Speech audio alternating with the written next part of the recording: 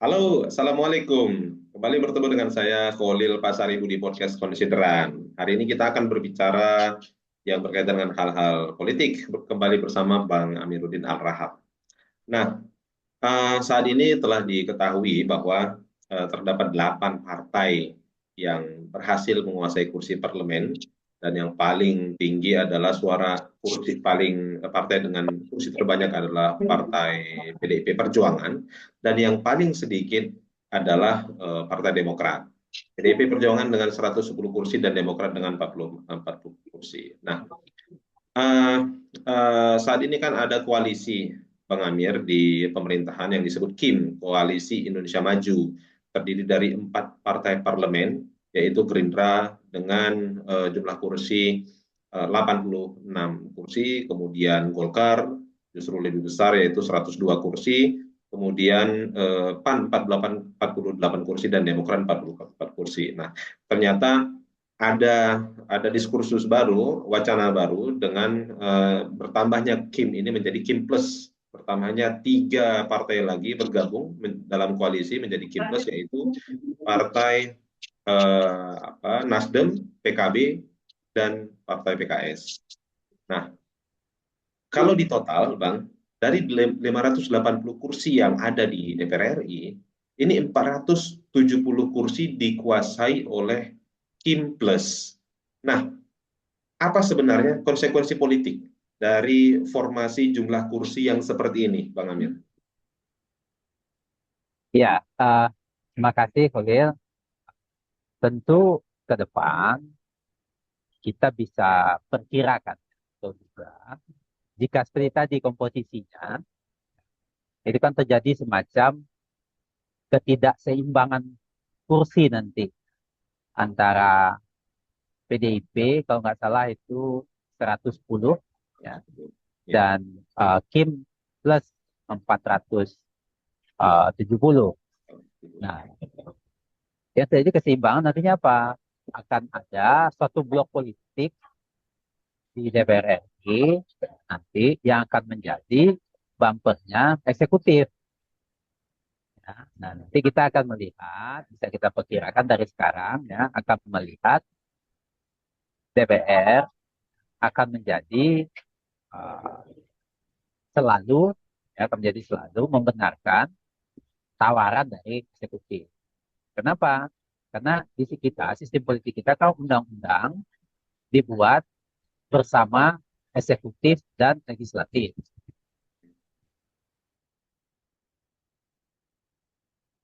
mohon maaf, Bang. Suara Abang tiba-tiba hilang. Mohon maaf. Jika tidak ada peristiwa yang luar biasa, eksekutif akan sangat mudah nanti menawarkan kebijakan apapun ke DPR. Oke, ya, ya. Hmm. Nah, di situ yang prinsip dalam konteks demokrasi menjadi agak berkurang. Check and balance antara legislatif dengan eksekutif itu akan kurang nanti. Kenapa? Karena dia sudah dominan. Oke. Jadi, Bang, eh, ini mungkin ada pertanyaan-pertanyaan yang ada hubungannya dengan teori politik yang beberapa tahun kebelakangan ini digaungkan soal koetel efek. Jadi kemenangan kemenangan presiden itu diharapkan berdampak terhadap kemenangan partai politik di parlemen sehingga pengambilan keputusan itu jauh lebih lancar. Nah, bagaimana tanggapan Abang terkait dengan teori ini, Bang? Karena tadi Abang menyebutkan soal ini ada ketidakberimbangan dan kelancaran di satu sisi, ketidakberimbangan politik di sisi yang lain. Ya, begini, kalau cocktail efek itu kan bagaimana partai-partai yang mendukung eksekutif, terutama presiden, itu mendapatkan nilai lebih dari proses pemilu. Itu kan sudah didapat oleh partai-partai itu, ya kan? Partai pendukung presiden mendapatkan kursi yang signifikan semua. Iya. Nah, itu yang dikonversi oleh presiden nanti menjadi pendukung dia di dalam DPR. Yang ketidakseimbangan terjadi di dalam DPR. Artinya apa? Kekuatan yang atau kekuatan atau blok politik yang ingin men-challenge kebijakan presiden menjadi suaranya akan selalu mudah diabaikan. Kenapa? kalah jumlah kursi, ya kan? Kenapa ujung di DPR itu pasti voting, kan? Nah, Voting. Oke. itu satu yang terjadi. Atau yang kedua yang terjadi, partai yang tidak ikut di dalam uh, koalisinya Kim Plus, ya, akan mengekor saja dia nantinya. Begitu. Kenapa? Karena dia merasa tidak memiliki kekuatan untuk melawan, ya sudah ngekor aja. Akibatnya apa? Ya legislatifnya uh, akan menjadi uh, apa tukang stempel saja tuh nanti. Bisa jadi seperti itu. Tentu kita tidak berharap akan seperti itu. Hmm. Kenapa? Karena sistem politik kita kan check and balance harus terjadi. Tapi kenyataannya ya seperti itu. Bagaimana dengan ini, Bang? Partai Gerindra sebagai pemenang Pilpres, ya kan?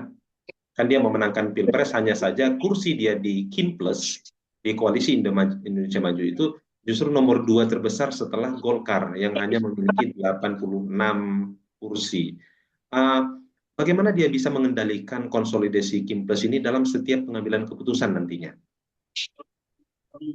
Begini, jangan lihat jumlah kursinya kalau gitu. Jangan dilihat jumlah kursinya, tapi Anda harus lihat dia pemegang kartu truf. Oke. Presiden itulah Presiden Gerindra.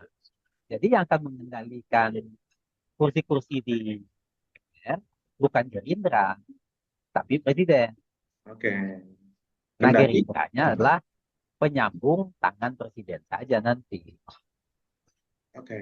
Kendati, kendati dia tidak, dia bukan partai suara terbesar gitu ya, kursi terbesar, tetapi dia tidak akan bermasalah dalam mengendalikan ini ya, koalisi Indonesia Maju lainnya, karena dia adalah bagian dari presiden itu sendiri ya, Bang ya. Oke. Iya, sistem politik kita prakteknya menjadi seperti itu.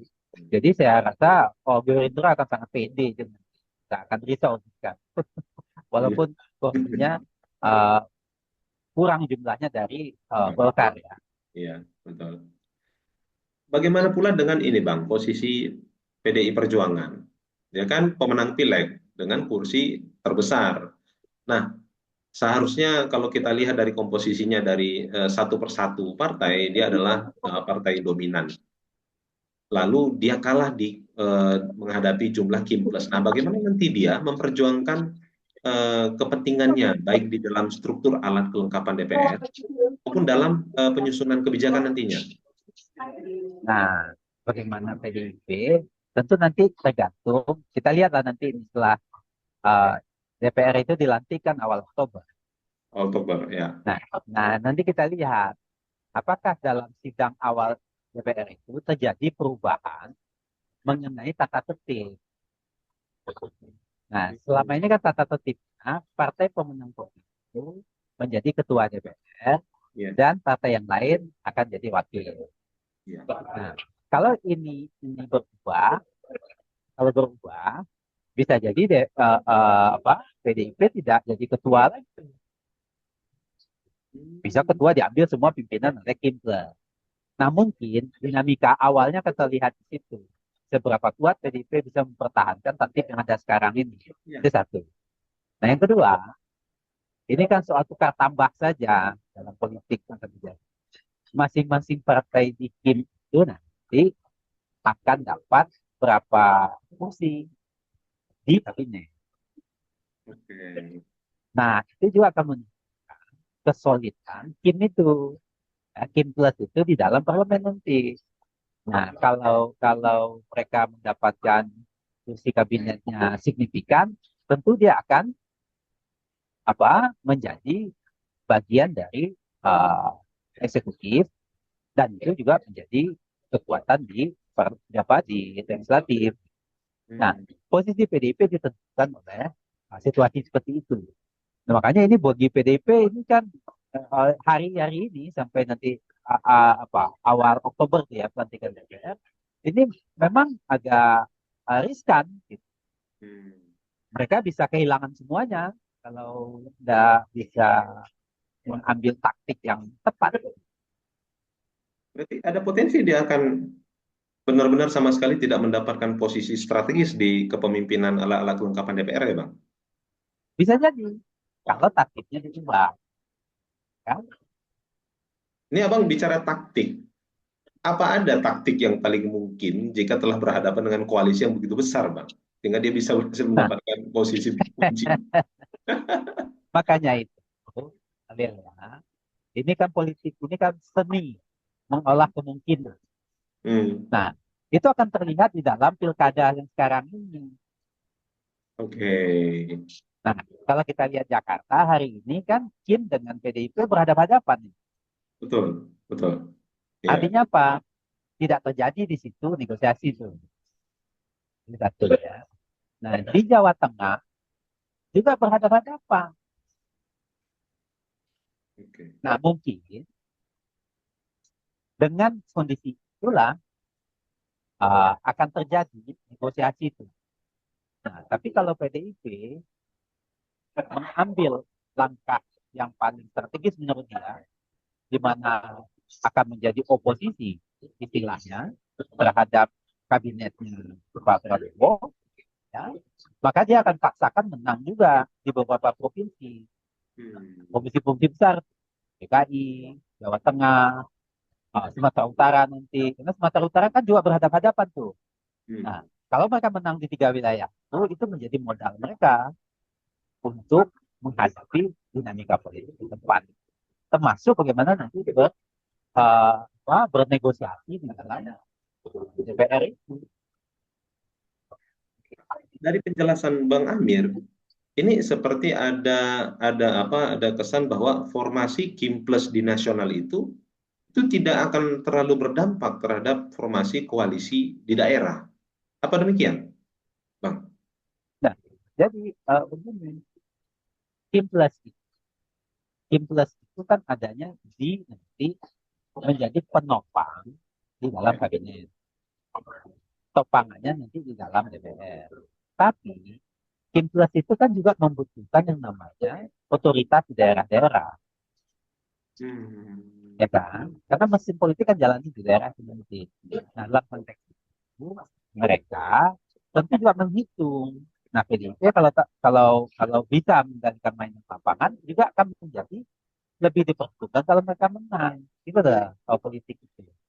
Nah, maka dari itu nanti yang akan terjadi itu adalah kita bisa lihat nanti permainan politik dengan kekuatan ada yang tidak ikut dalam kiblat itu.